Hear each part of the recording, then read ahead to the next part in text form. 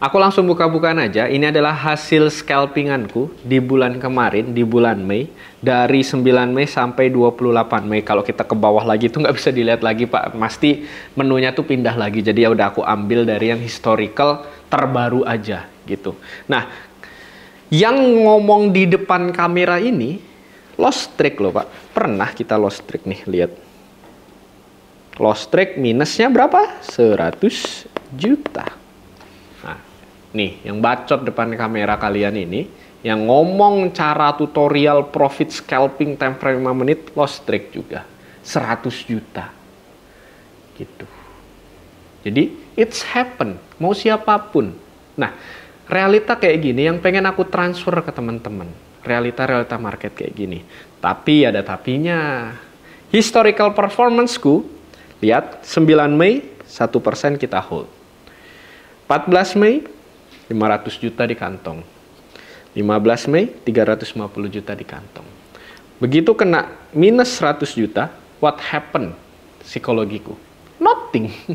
Gak kenapa-napa. Karena nextnya balik semua, 21 Mei. Nah, aku yang pengen ku kasih cara profit scalping 5 menit ini, itu bukan yang kamu, oh ini hijau, buy, merah, sell. No, bukan kayak gitu.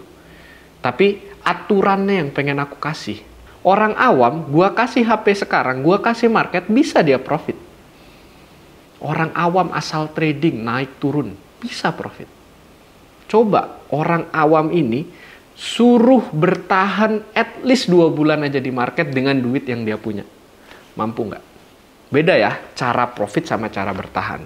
Yang pengen aku kasih tahu ke kalian adalah cara bertahannya. Nah, ini yang juga aku tekankan ke teman-teman yang ada di Discord. Nah, biasanya kita trading barengnya tuh di Discord. Lihat di sini adalah plan trading kita. Kadang kita bahas kripto, kadang kita bahas forex juga. Contoh kemarin pas di Ethereum, kalian bisa lihat di sini kita ambil best to buy untuk dia naik ke atas. Ini secara praktek ya, kalian bisa lihat. Kemudian ETH running pun kita update hit TP1.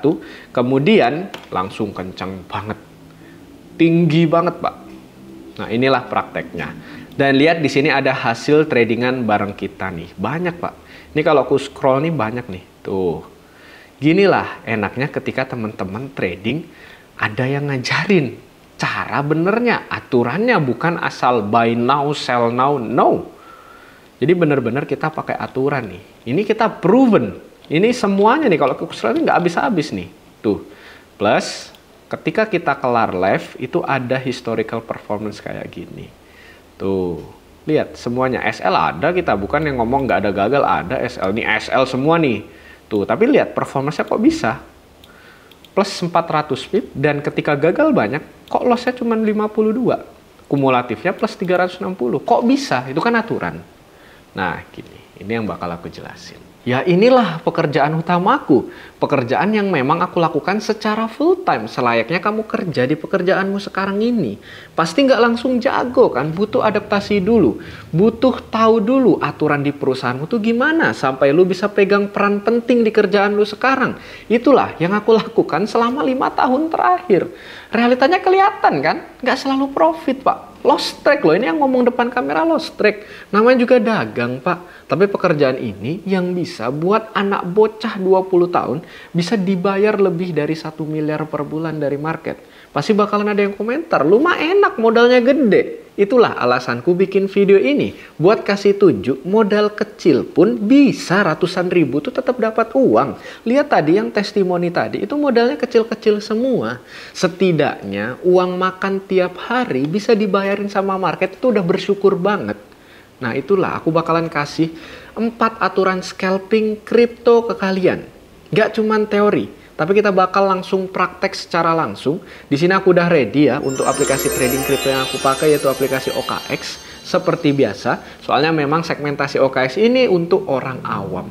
Minimal depositnya kecil banget, Pak. Kelihatan di sini minimal depositnya cuma 16 ribuan.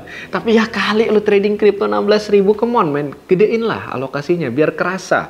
Profitnya kerasa, resikonya bisa lebih diukur.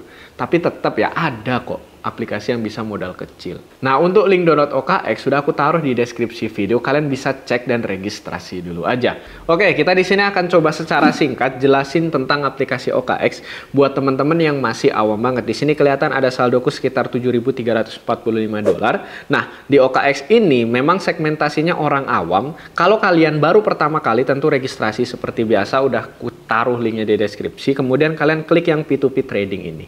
Nah, ini tempat depositnya. Jadi bukan yang deposit kripto ini ya, tapi yang P2P. Kemudian teman-teman bisa either klik yang P2P atau yang Express. Express ini berarti langsung dicarikan oleh pihak OKX-nya. Makanya tadi kenapa minimal depositnya aku bilang cuma 16.000 tuh kelihatan. 16.000 yang paling atas itu. Jadi cukup kecil. Tapi again, pakai alokasi yang lebih, Pak. Lebih. Karena resikonya akan gede kalau kalian pakai modal kecil gitu.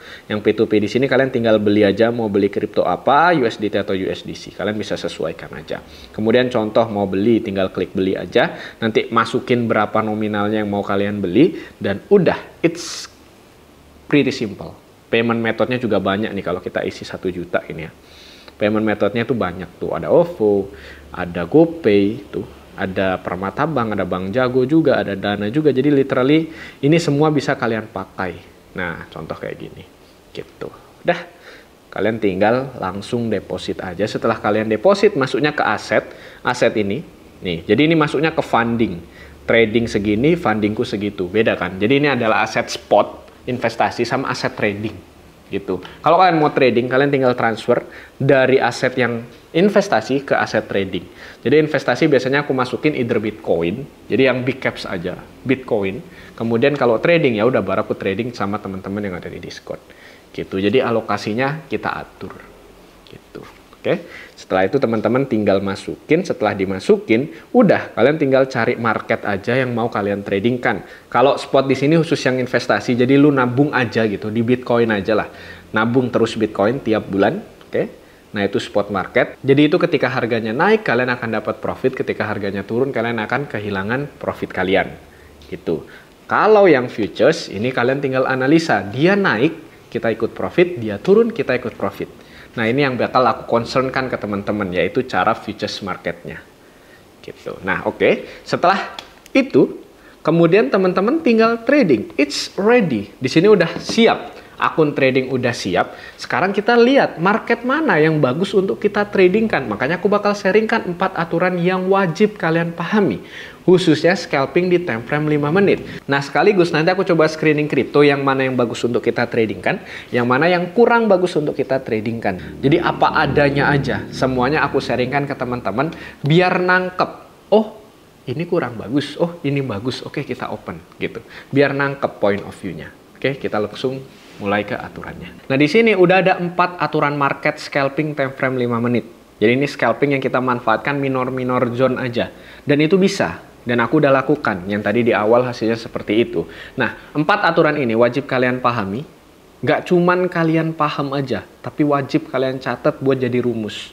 Gitu. Kita langsung menuju ke aturan yang pertama, yaitu struktur market time frame H1 dan time frame M5, 5 menit, itu wajib sama. Nah, langsung kita contohkan di sini di Bitcoin time frame M5, kita lihat bahwa di sini strukturnya terbentuknya apa? Struktur yang kita cari ya. Oke, strukturnya di sini kelihatan dia minor bearish. Kelihatan banget, ini nggak usah diapa-apain juga orang tahu bahwa ini adalah struktur penurunan. Cuman ini agak susah nih, turunnya cukup dalam. Yang penting kita tahu, oke, Bitcoin dia point of view-nya di M5, yaitu dia akan turun. Dengan catatan, kita akan lihat sebagai minor supply zone untuk entry kita mengikuti struktur dari Bitcoin. Anggap seperti ini. Oke, berarti di sini kita dapat supply zone. Oke, apalagi kalau kita tarik garis Fibo juga pasti terkoneknya di situ ya. Nah, koneknya ke situ. Setelah konek ke situ, teman-teman tinggal lihat harganya. Oke, berarti harga segini itu Bitcoin waktunya kita untuk scalpingan sell posisi. Jadi ini view best to sell kita. Jadi dia akan naik, setelah naik kemudian dia akan going drop lagi ke bawah. Ini time frame M5. Tapi sama nggak dengan time frame H1? Nah, penting kita connect. H1-nya kita lihat. Oke, kita delete otomatis ya. Kemudian kita perkecil. H1 ini ada apa ya? Oh, H1 nggak kelihatan. Coba kita buka H4. Jadi time frame lebar, nggak harus H1, at least lebarnya dulu. Oke, kelihatan ini. Di H4 baru kelihatan kenapa Bitcoin ini masih akan koreksi. Oh, ternyata ada multiple rejection. Pertama, kedua, ketiga, keempat, dan sekarang akan coba trying to reject. Lihat, behavior dari Bitcoin. Kesentuh, turun, kesentuh, turun, kesentuh, turun, kesentuh. Harusnya ada drop level. Gitu. Jadi, di level 110, 111, sampai 107, itu waktunya Bitcoin untuk koreksi secara historical pattern gitu. Jadi bukan yang serta-merta hijau kita buy, merah kita sell ya. Meskipun time frame M5 kita udah dapat zona, penting untuk kita connect dengan time frame lebar. Nah, sekarang apa yang harus kita lakukan? Kita ngikutin time frame kecilnya, Pak. Jadi kalau kita ikut time frame lebar, it's too big. Jadi kita ikutin time frame kecilnya untuk nunggu at least di M15 untuk tunggu areanya di sini. Sama kok, M15 sama M5 tuh mirip-mirip aja. Jadi kita tunggu zona untuk kita bisa sell posisi ke bawah kalau dikasih gitu. Kemudian aturan yang kedua, validasi minimum 3 candle M5 untuk merubah pressure harganya dia. Maksudnya apa? Oke, kalau kita cek M5 tadi, dia kan masih akan coba naik. Kalau dia turun sekarang ya I don't know. Nah, yang penting kita udah pegang scalpingan kita di time frame lebar sama time frame kecil itu sama. That's it. Oke, tadi kan kita areanya di area sekitar sini ya, harusnya best view to sell kita. Tapi kalau memang nggak dikasih, ya kita harus adjust, Pak. Realitanya kayak gitu. Jadi time frame minor pasti nggak mungkin dikasih area yang bagus. But at least kita lihat di sini, kalau dikasih area ini, itu pasti kita ambil untuk sell. Tapi kalau nggak dikasih, ya udah kita akan coba adjust. Adjustnya gimana ya kita ikutin langsung gitu. Kan ada minor nih, minor untuk dia minor flag banget. Minor banget karena kita mainnya M5. Nah, ketika ini tembus, jadi yang tadinya buying berubah jadi selling dan dia tembus ke bawah, ya udah kita ikutinnya kayak gini. Nah, kita adjust cepet. Itu kita pakai time frame M5. Yang penting view lebarnya sama, gitu aja. Kemudian aturan yang ketiga yaitu resiko tidak lebih dari 3%. Ini gampang dibacotin, tapi susah dilakuin, gitu. Oke, anggaplah kita di sini mau ambil sell di Bitcoin ya. Kita contohkan secara langsung. Kita ambil sell, kita ajarkan gimana ngunci resiko biar 3% tadi. Berarti kita transfer dulu, transfer dari funding ke trading, kita contoh transfer 100 gitu deh. 100 USDT, confirm. Tapi kita contohkan nanti bisa kok trading dengan modal kecil. Dan kemudian di sini kalian bisa lihat marketnya isolated aja, kemudian market order aja biar cepat langsung masuk. Kemudian di sini kalian bisa pakai leverage terbesar sampai 100 kali. Gitu. Kalian bisa adjust aja mau 50 kali. Contoh, aku nggak berani sih 100 kali kalau modalnya kecil kayak gini. Anggaplah 10 dulu ya. Kita tes 10 USDT short di Bitcoin, bisa nggak? Oh, ternyata 10,8, ya udah 11 berarti kita short. Oke, order place berarti udah masuk nih Bitcoin kita 11 USDT. Oke, kemudian kita sekarang langsung untuk yang banyak. Kemudian kita sell short. Oke, berarti udah. Nah, gimana cara ngatur resikonya? Kalian tinggal klik TPSL, klik aja. Nanti bagian stop loss ini isi 3%. Shoot. Udah, nanti teman-teman bisa lihat, wah 146 USDT coy, aku bisa hilang. Gila ya, leverage kayak gitu kejamnya. Padahal kita isi cuma 3% change. Nah, berarti otomatis ya jangan 3%. Kan aturannya jangan di atas 3%. Bukan berarti harus 3%. Jangan di atas, berarti di bawahnya, Pak. Kita isi 1%. Duh, kegedean masih. 0,5. Nah, 24 USDT. Oke, aku bisa terima 24 USDT. Kemudian, charge yang profitnya, kalian isi contoh berapa ya profit di sini, aku coba isi 5% deh gitu. Nah, nanti teman-teman potensi dapat 243 dan potensi hilang 24, tinggal confirm. Udah, Pak. Kita trading dengan resiko cuman 0,5%. Gitu, enak bisa diatur. Jadi isi aja di bawah 3%. Yang makanya leverage tadi jangan kegedean. Bahkan 3% aja tadi minusnya berapa? 100 lebih, Pak. Modal kita 100, minus kita lebih dari $100, gimana? Berarti hilang dong, liquidated. Gitu ya. Jadi leverage itu bahaya. Ini sih yang pengen aku kasih ke teman-teman, nulis-nulis kayak gini. Next, aturan terakhir. Gunakan setup SL Plus ketika posisi profit. Nah, sekarang kebetulan kita baru open nih.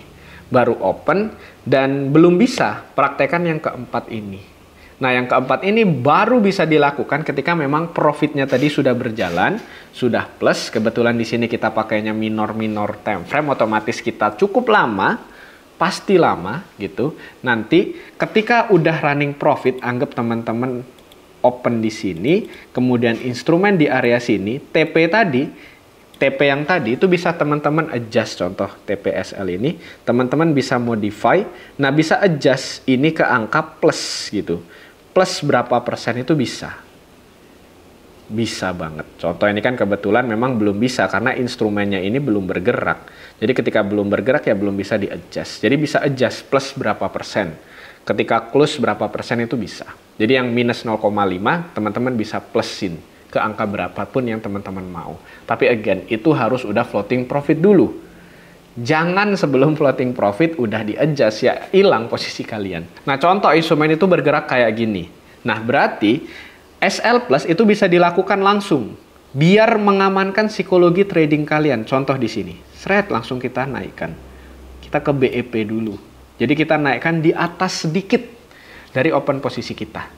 Setelah itu udah, ketika instrumen ini contoh balik naik gitu, kita sudah tidak close dengan kondisi negatif, kita positif lagi. Kemudian dia bisa, kalau let's say dia turun ya kita bisa reopen. Kalau dia naik kita bisa open shifting untuk dia mengalami kenaikan gitu. Enak, SL Plus ini win condition. Teman-teman tidak perlu pusing kondisinya seperti apa, udah dalam kondisi profit gitu. Jadi itulah 4 aturan yang bisa teman-teman langsung praktekkan.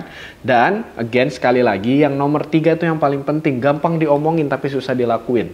Untungnya di OKX itu ada buy percentage. Jadi teman-teman tinggal isi, oke, aku udah tenang karena trade kali ini aku cuman loss 0,5%, loss cuman 1%, tidak lebih dari 3%. Harus hati-hati sama leverage.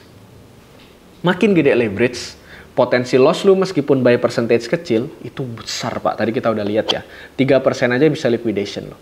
Kalau leverage kita pakai di atas, berapa? 50 kali. 50 kali atau di atas ya. Gitu. Jadi, hati-hati. Trading memang enak, bisa profit, kalau teman-teman punya ilmunya, punya aturannya. Tapi kalau asal-asalan naik, buy, turun, sell, nggak akan bertahan lama. Bisa sih profit, tapi nggak akan bertahan lama. Jadi semoga aturan ini itu teman-teman nangkep ya. Nangkep secara prakteknya, bukan secara teori. Kita pengen teman-teman jadi trader yang dalam tanda kutip orangnya punya pendirian. Jadi nggak asal ngikut orang. Selama pendirianku buy dan view-nya naik, mau orang ngomong sell, teriak-teriak sell, I don't really care. Karena aku udah tahu resikoku berapa gede dari buy ini. Dan shiftingku kemana. Gitu. Oke, semoga dengan adanya video ini jauh level up untuk cara scalping kalian.